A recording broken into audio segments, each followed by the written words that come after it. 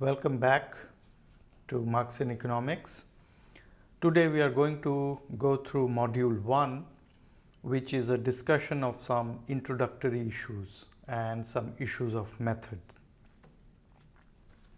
So let me quickly remind you about the organization of the course. The course is divided into 4 modules. The first module is an introductory module. That is what we are going to talk about today. Module 2 is the discussion in Volume 1, which is generation and accumulation of surplus value. Module 3 is the discussion in Volume 2 of capital, which is realization of surplus value. And Module 4 is a discussion of Volume 3 of capital, which is an analysis of the distribution of surplus value. Today we are going to discuss the first module, which is a discussion of some introductory issues. In this module, as you go through this lecture and as you read the readings, you will get to understand the following things. You will get a quick appreciation and introduction to Marx, the life and times of Karl Marx.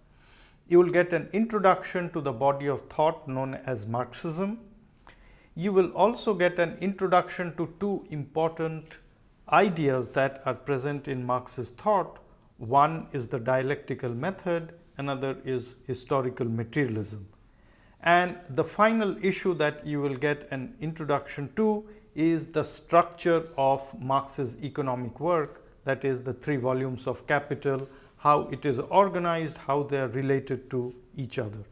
So these are the issues that are the content of this module.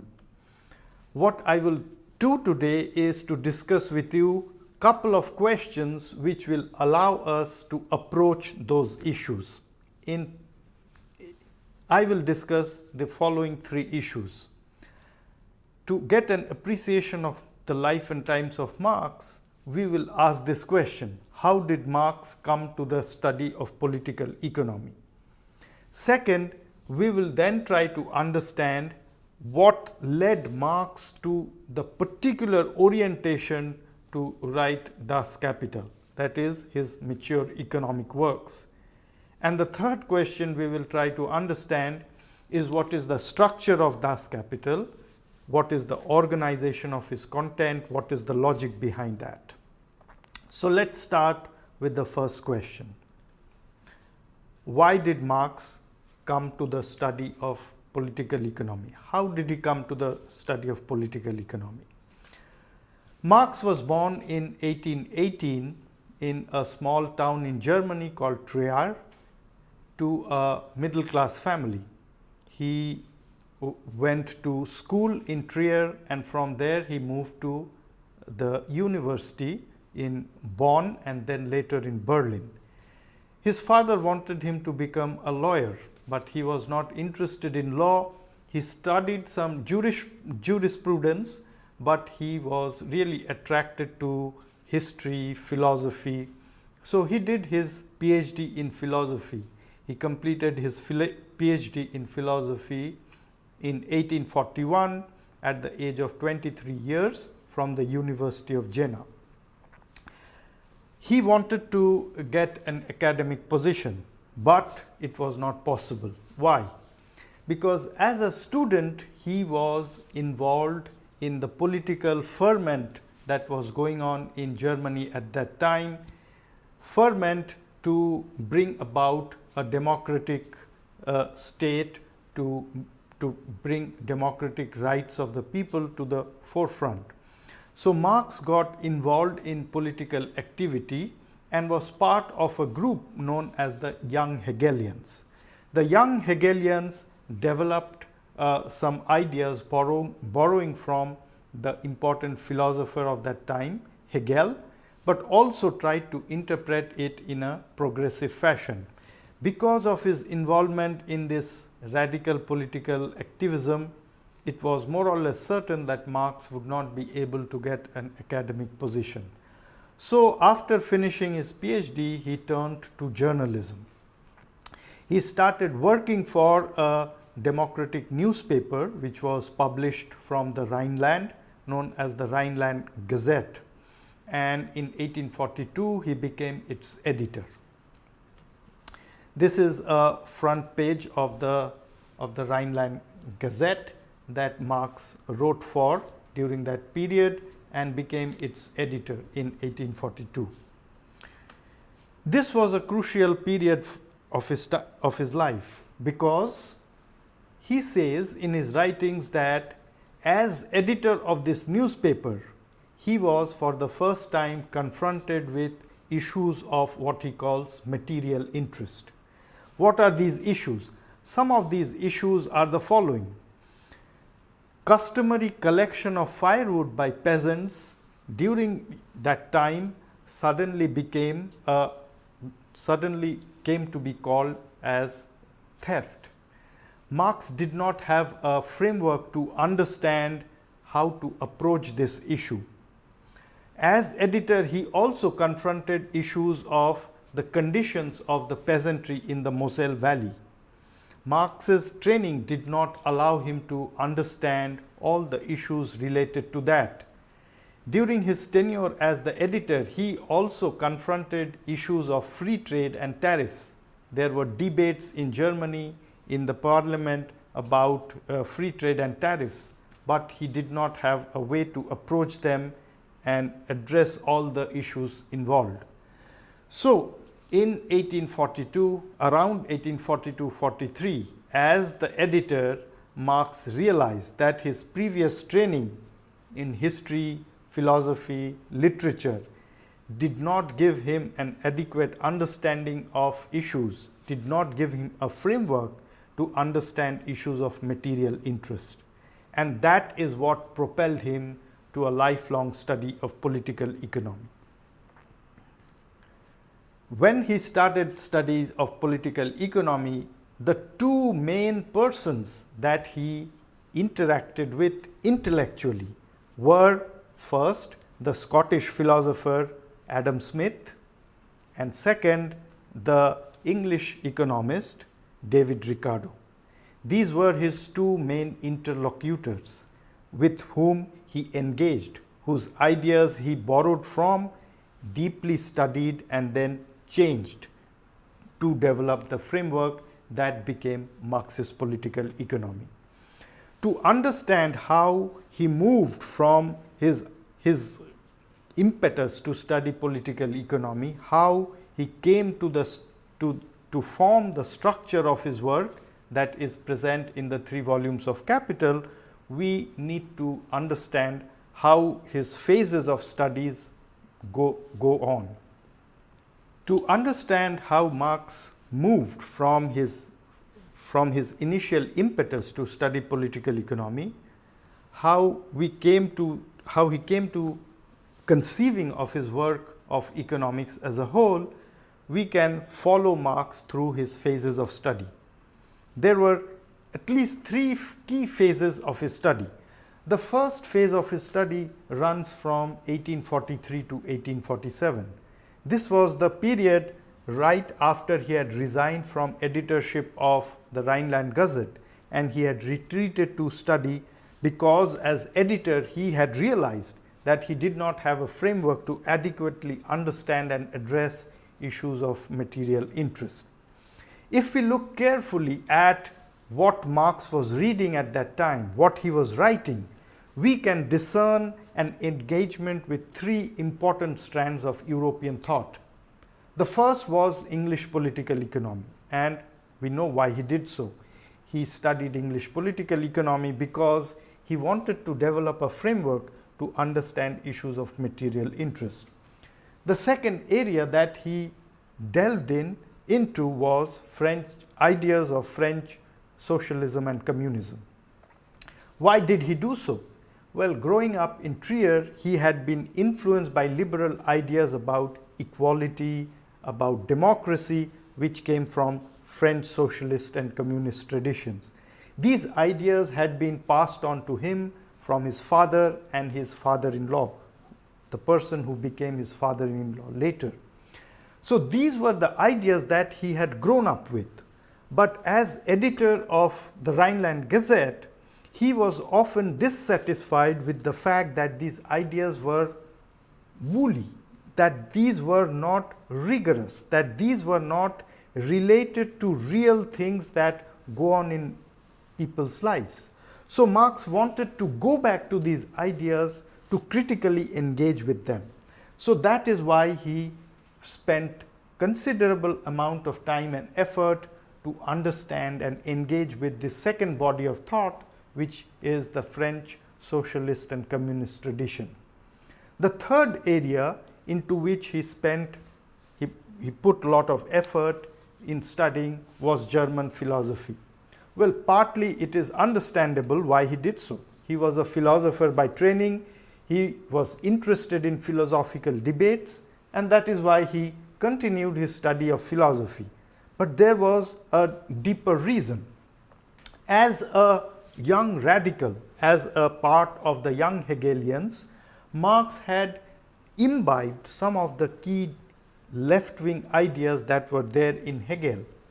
But what he was dissatisfied with was again that a lot of these ideas were not related to the actual workings of the economy and society, were not related to the material conditions of lives of the ordinary people. So Marx wanted to take the radical impulse from Hegel, but also to bring it down to the ground. And to do so, he went back to Hegel and engaged with Hegel in a deep manner.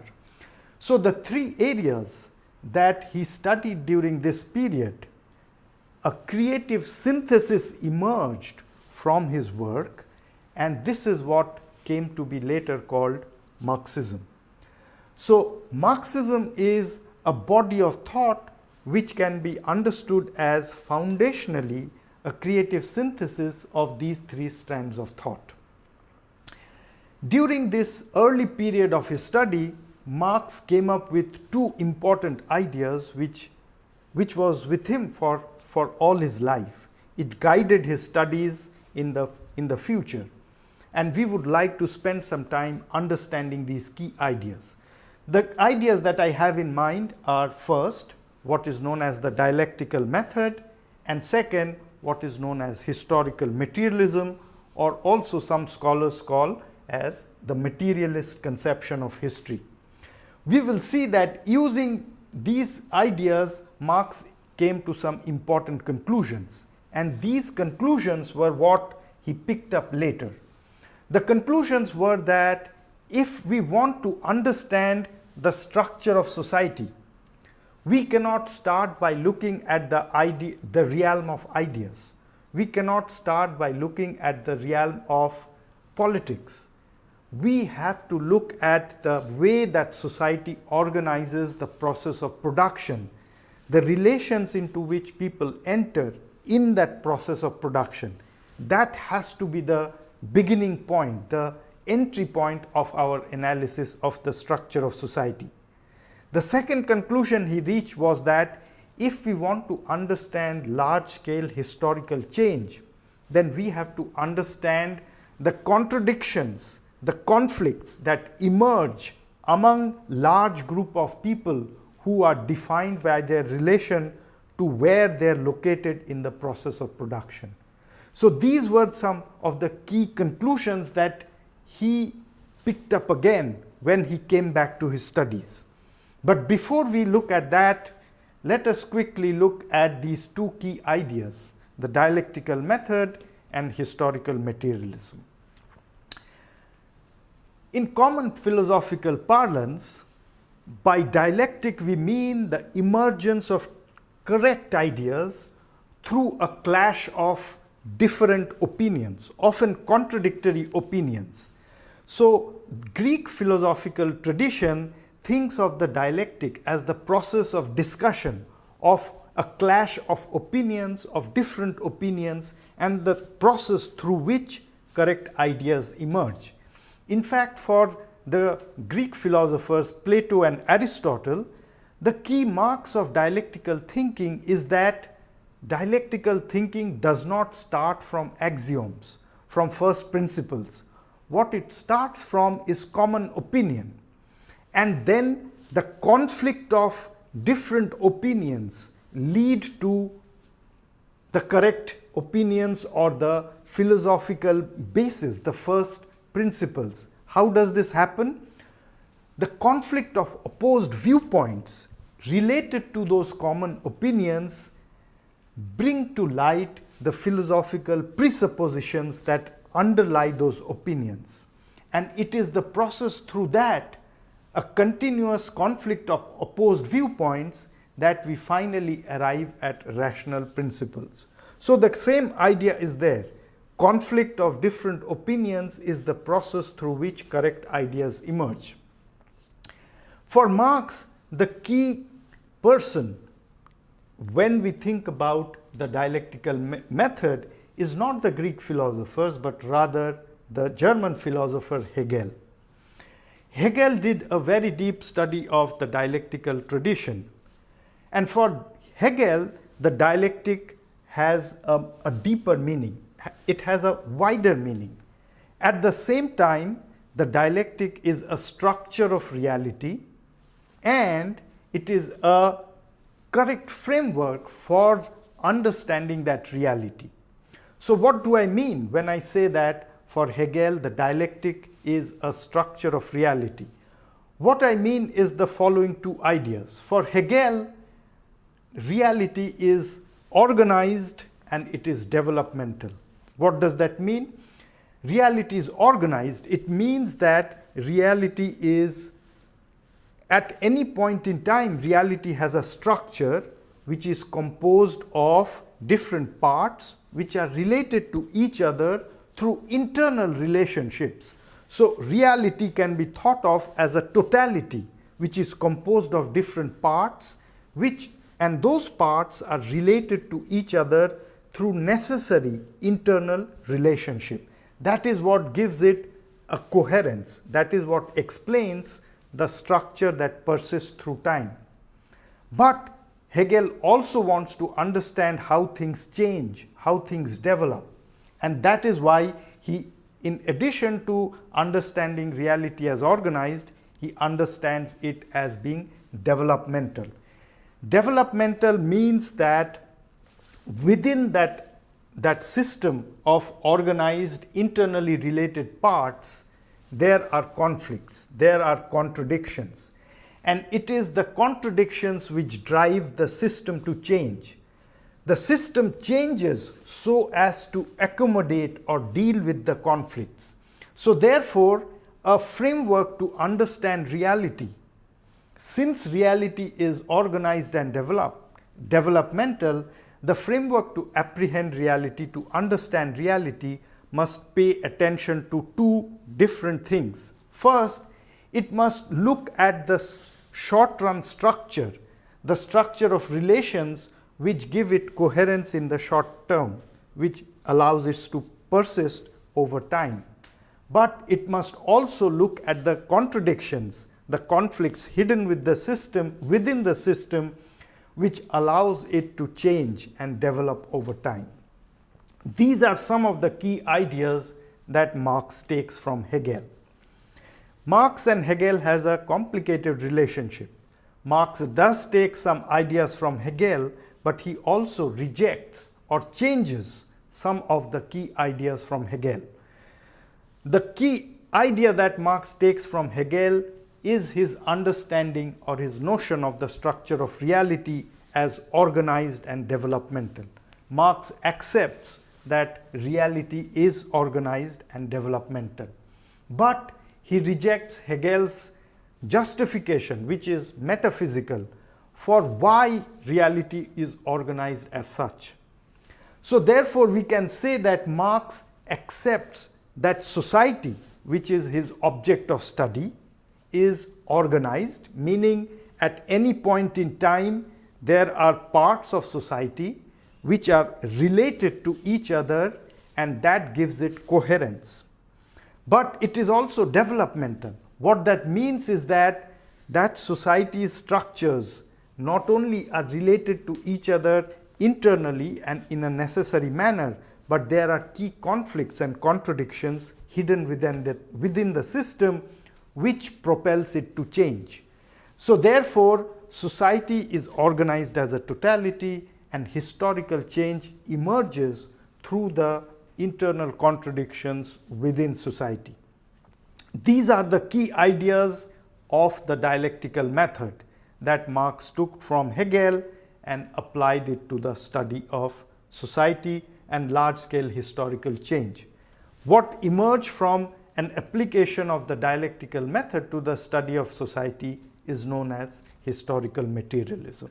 So that is the second idea that emerged from this initial phase of study of Marx during the period from 1843 to 1847.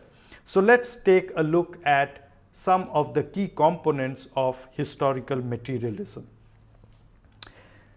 To understand historical materialism, which is a Marxist theory of history, we need to pay attention to three key ideas.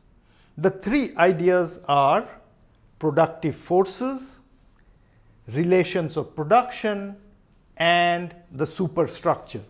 So let me explain what I mean by productive forces. Productive forces can be understood as the sum total of productive powers of human beings. If we look at the details of the productive powers of human beings, we can break it up into two parts. The productive powers of human beings come from the tools and implements and the technology that we use, what Marx will call the means of production.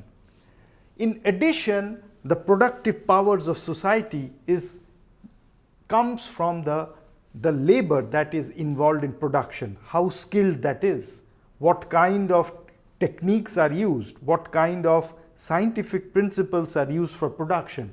So productive forces, which are the totality of human productive powers, is composed of tools and implements and the skills that labor has. The second concept that is important in historical materialism are what are known as relations of production. What are relations of production? Relations of production are the economic relations of power that emerge and that relate to power over the means of production, those are the tools and implements, and power over labor power. So the economic relations that relate to power over either of these two components of productive powers, the totality of all such relations is what we call the base of society. And the superstructure you can think of as the legal and political institutions in society. So with those three components, we can understand the key claims of historical materialism. Historical materialism claims that in society there is an tendency for the increase of the productive powers. So there is, in a sense, an inexorable tendency for the productive powers of society to increase. So in a way, we can think of society as resting. So this is the ground on which society rests, the productive powers. There is an inexorable tendency for the increase in the productive powers of society. When there is a change in the productive forces, that leads to a change in the relations of production. So one can think of this as leading to a change in the base of society, which is the totality of relations of production that are there in society. Secondly, the changes in the base of this society leads to a change in the superstructure of society. So when there is a change in the productive powers, that explains the change in the base. When there is a change in the base, that leads to or explains the change in the superstructure. So Marx uses this kind of spatial metaphor to explain historical materialism. One can think of society as being composed of these three layers.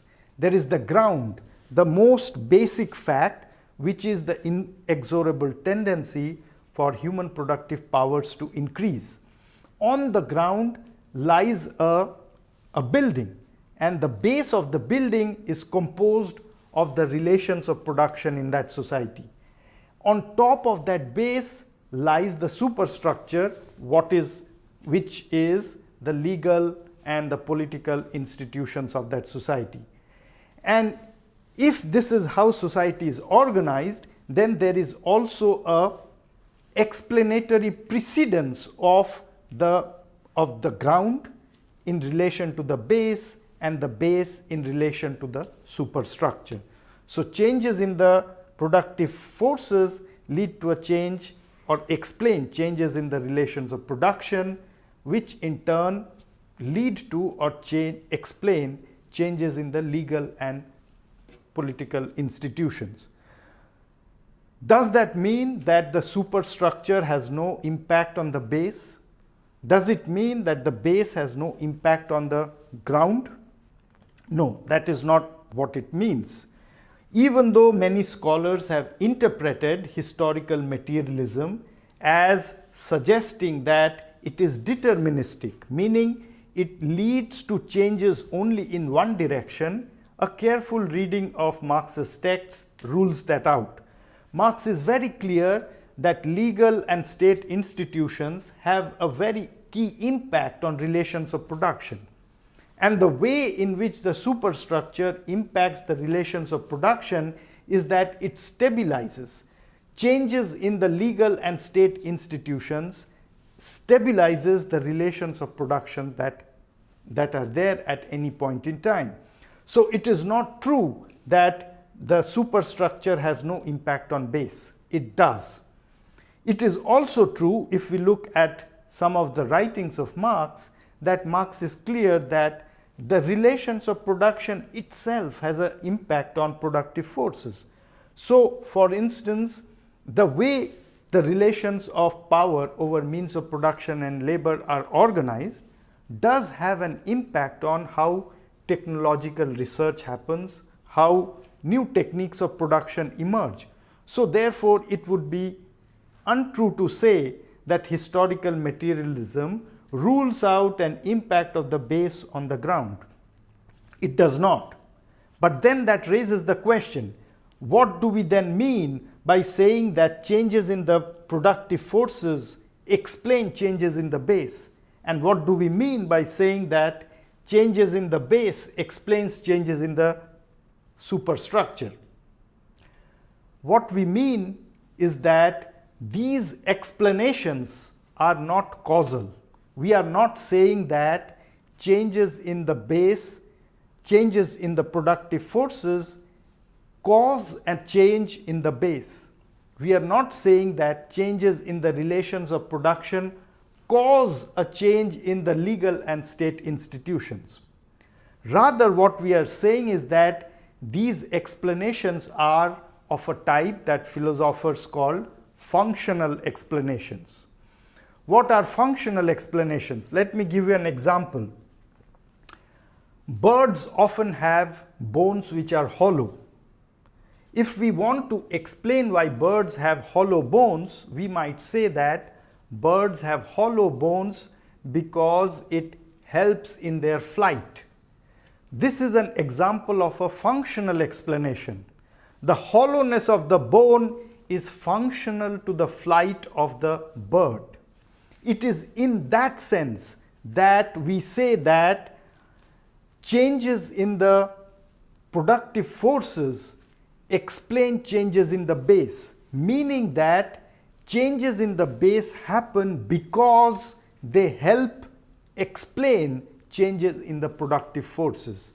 In a similar way, when we observe some changes in the legal structure or state institutions, if we use a historical materialist framework to explain that, we are saying that changes in the legal and state institutions happen because they express changes in the relations of production or are functional to changes in the relations of production.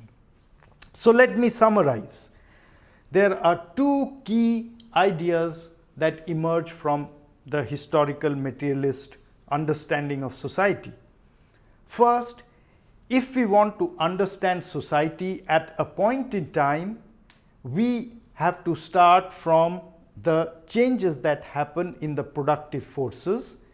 Changes in the productive forces explain changes in the character of the relations of production, and they in turn explain the changes in the character of the legal and state institutions. So this is the direction of explanation. Changes in the productive forces explain changes in the base, which is the relations of production, which in turn explain the structure of legal and state institutions. So that's the short run. If we want to understand large-scale historical change, how do we use this framework? Well, we know, taking the idea from Hegel, that society will change because of internal conflicts. And the historical materialist framework explains large-scale historical change as the result of a conflict between the base and the productive forces. So when there is a conflict between the relations of production and the productive forces in society, that conflict is reflected in the struggle between social classes. Social classes which are defined with relation to their location in the production process. And through the struggle of that classes, the relations of production and the superstructure change. So the historical materialist framework allows us to both understand the structure of society at a point in time and the reasons for long run change in society of a large scale nature. So with that, let us come back to our narrative of the phases of Marx's study. The first phase of study ran from 1843 to 47. Through that phase of study came out these two important ideas, dialectical method and historical materialism. There was a break in his studies from 1848 to 1849. Why? Because in 1848 a wave of revolution spread across Europe, and Marx, being a political activist in addition to a scholar, plunged into day-to-day political activity. He set aside his studies and emerged in daily activity of propaganda, of agitation, and therefore for a period he was not engaged in study. But it was clear within a year or so that these revolutionary movements, which were trying to bring about democratic change in these societies, had failed. So gradually the revolutionary movement failed across Europe, country after country, and Marx, who was one of its most vocal leader of the movement, was chased from country across country. He was chased from Germany, he had to move to France, to Belgium, and finally in 1849 he moved to London. As an exile, he stayed in London for the rest of his life. Marx resumed his studies in 1850 when he reached London. As an exile, he had a very difficult life, but he spent most of his time and energy in his studies. When he resumed his studies, he was guided by the conclusions he had reached during the early phase of his study, the 1830 to 47 phase. And what were those two conclusions? Remember, the two important conclusions that he had reached was to use a dialectical method, and second, to use a materialist conception of history or historical materialism to understand society. Marx wanted to produce, during this second phase of his study, a massive work of economics to understand the laws of motions of capitalism. He wanted to call it the critique of political economy. What was the motivation for his work? Remember, Marx was a political activist as much as a scholar. He had been involved in the political revolutions of 1848 which was trying to bring in a democratic form of society to overthrow autocratic forms of society. And that movement had failed.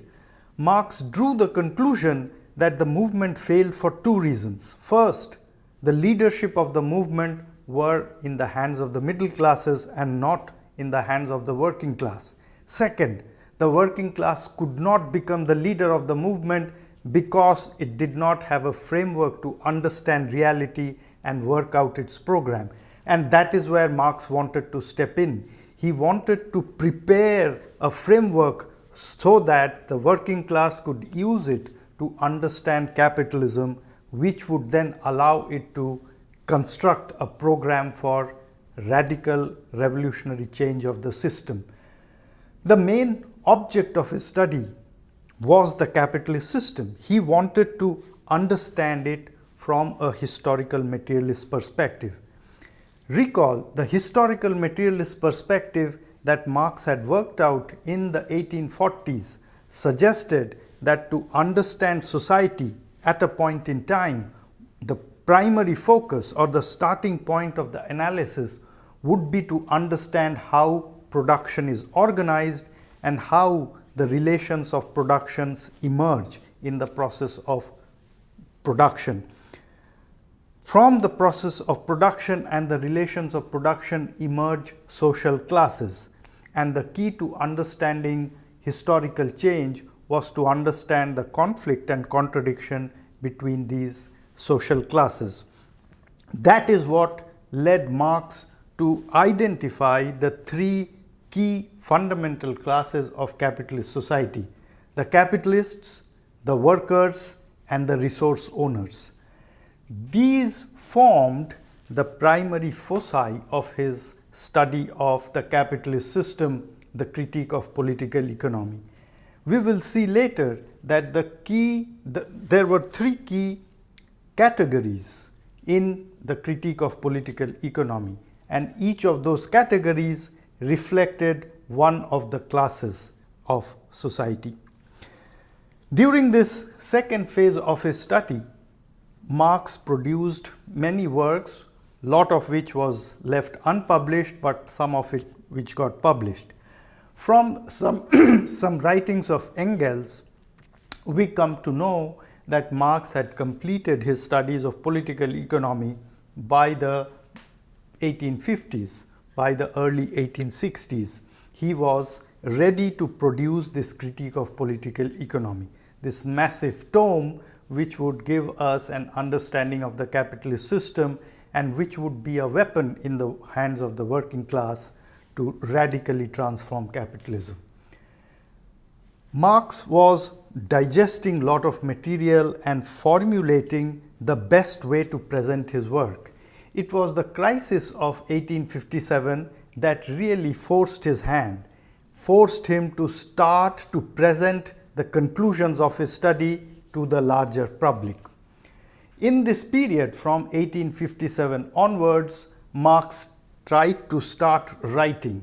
In 1857-58, he wrote the Grundriss, which is the rough draft. It was not meant for publication. It was really a way where Marx was elaborating his ideas and trying to present in the best possible format. In 1859, the contribution to the critique of political economy was published. This was the first chapter of the Grundriss. In 1861 to 63, Marx took copious notes and published 23 notebooks. These notebooks were where he put his notes. It was not meant for publication. Later on, Marx would go back to these notebooks and pull out material to make publishable work. The first work that he published, which captured the essence of his ideas, was the volume 1 of Capital, which was published in 1867. The first volume of Capital was part of this larger work that Marx had planned. It was published, the first edition was published in German in 1867. We will see in a minute that Marx visualized his whole work in terms of 3 volumes. But it was unfortunately the case that due to ill health, Marx was not able to publish the other 2 volumes of Capital.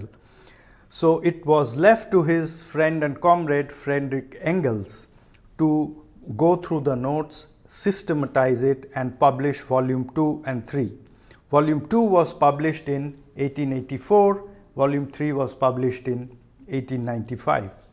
Together, these 3 volumes give us a pretty good, comprehensive and coherent idea of Marx's political economy of capitalism. It gives us a framework to understand and critically engage with the structures that define capitalism. It gives us, just like a study of Hegel would suggest, it gives us a framework to understand its current structure, that which preserves it, but it also gives us a way to understand its contradictions, the key conflicts which are the drivers of change of the system. So our study in this course will really be organized around the 3 volumes of Capital. We will systematically develop the argument presented in the 3 volumes so that by the end of the class we will have a picture of the political economy of capitalism as presented by Marx. With that, I would now like to turn to the last issue that we will discuss in this module, which is to think a little carefully about the structure of Marx's work, these 3 volumes. As I said, by the 1850s, as Marx resumed his studies, he was, in a few years, he started coming up with the idea to write a book about the whole capitalist system. The first time we get an outline of his work that Marx was planning was in 1857-58. The initial outline that Marx presents is to break up his work in terms of 6 books. There would be 3 books on capital, on landed property, on wage, and then there would be 3 subsidiary books on the state, on foreign trade, and on world trade and crisis. Marx was clear even at this point that he would not have the time to write all the 6 books, and therefore in a footnote he mentions that what he wants to do is to focus on the first 3 books and focus his attention and energy on the first 3 books and deal with the last 3 books only in passing. As he was working through the material and reading and digesting the material, the outline gradually changes. It goes through several iterations and the final outline emerges in about 1865.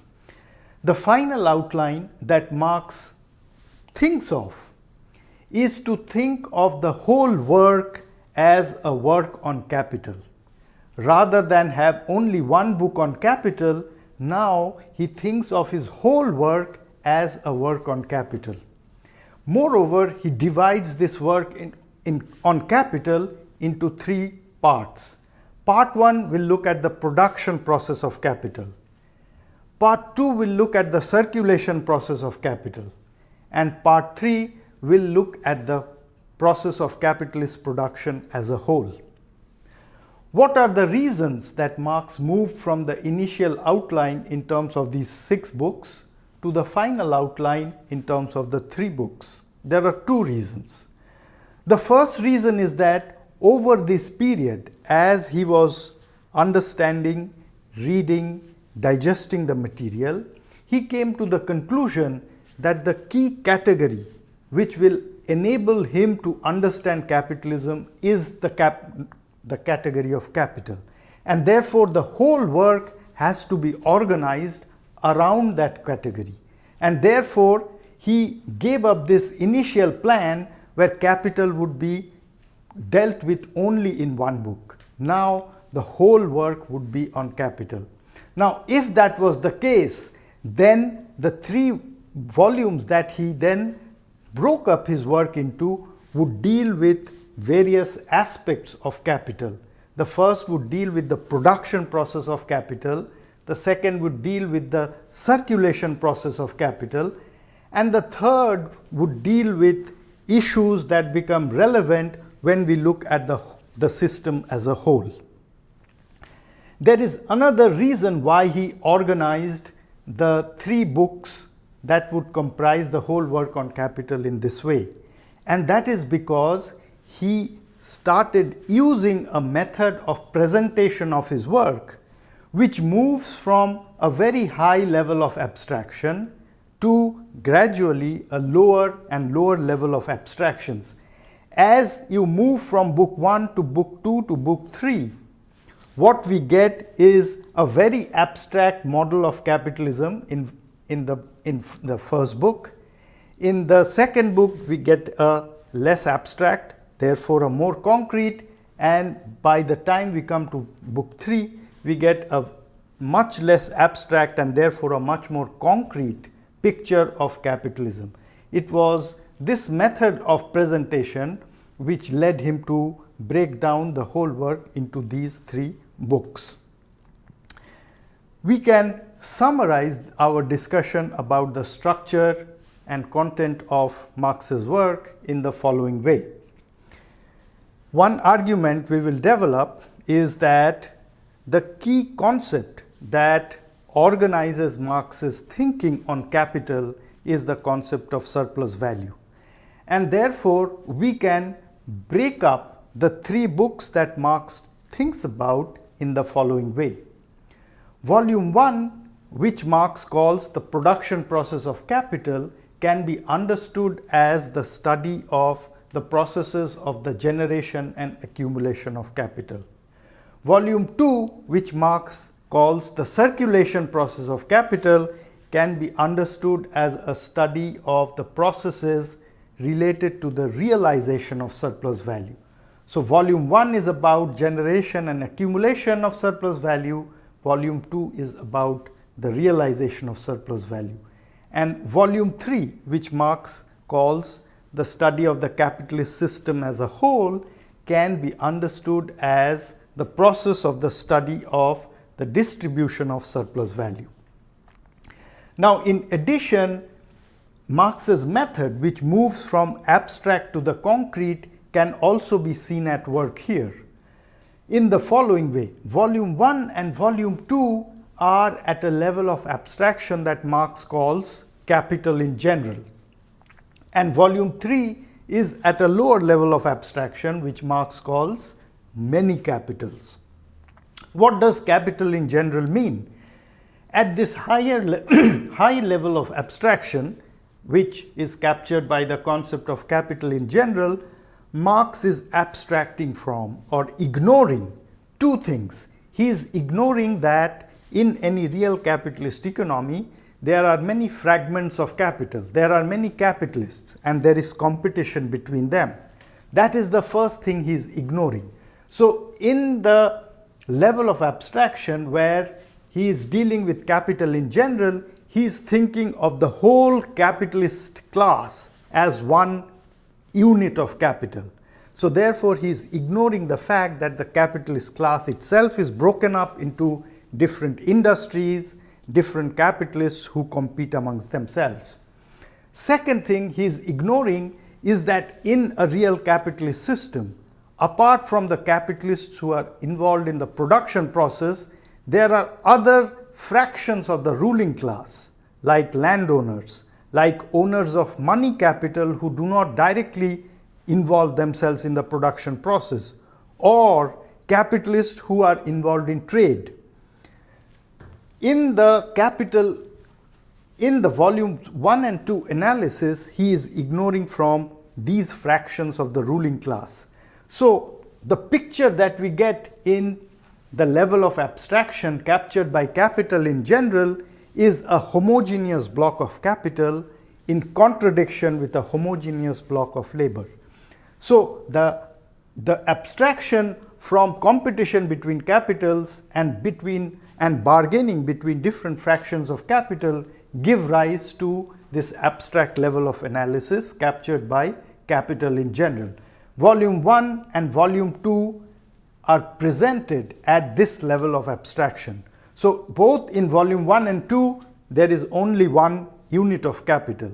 So it is a abstraction in the sense that we have ignored certain real aspects of reality, but that is done to facilitate the analysis. At that level of abstraction, then volume 1 and 2 is organized to capture or understand these two key processes. First, how does surplus value get generated? What happens when surplus value is generated? Those two questions are dealt with in volume 1 of capital. The key moments through which the argument proceeds is that in the first part we understand how surplus value is generated. In the second part we understand how the generation of surplus value leads to it in the hands of the capitalist class and what the capitalist class does with it. That is understood using the concept of accumulation of capital. And at the end, Marx asks this question about the generation, historical origins and genesis of capitalist relations of production, which is understood through the concept of the primary accumulation of capital. In volume 2, we come back to the surplus value oriented analysis, but with a different question. In volume 1, one question which was ignored was how the system is able to sell all the commodities at prices that are needed to realize all the surplus value. That is the question that is at the focus of analysis in volume 2. But in both these volumes, notice that there are no competitive pressures. So there are no fractions of capital who are competing with each other. There are no landowners. There are no capitalists who own money. Those things come at the level of abstraction called many capitals, at the level at which volume 3 is pitched.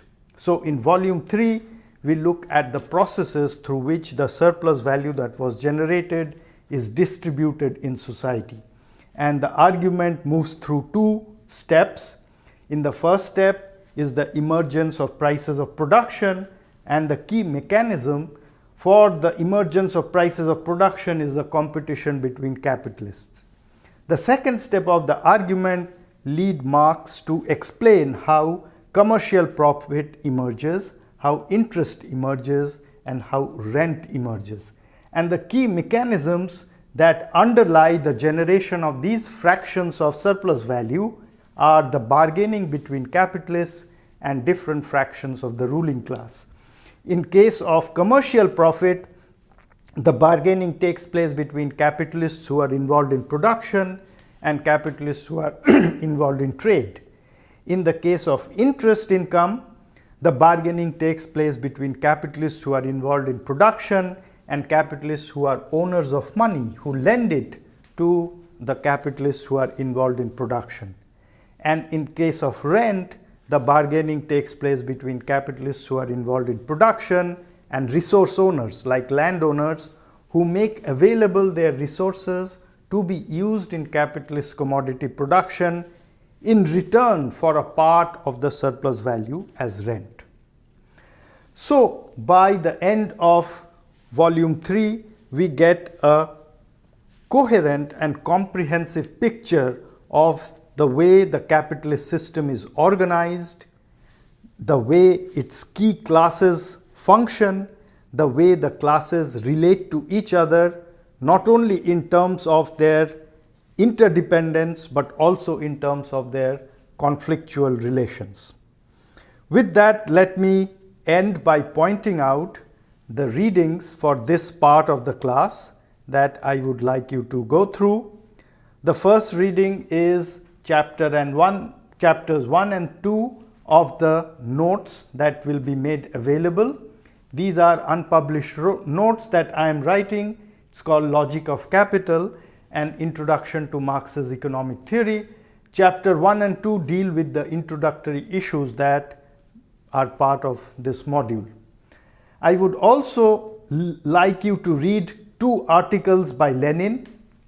The article that was published in 1913 called The Three Sources and Three Component Parts of Marxism is the article which explains how Marxism is a creative synthesis of these 3 strands of European thought: classical German philosophy, English political economy, and French socialism.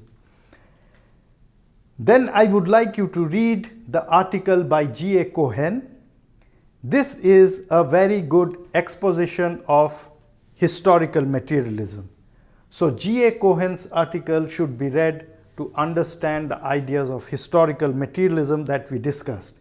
And finally, you should read this 1915 article by Lenin called On the Question of Dialectics to understand details of the dialectical method. Once you go through these articles, you will be able to understand all the important issues that we discussed in this introductory module. Thank you.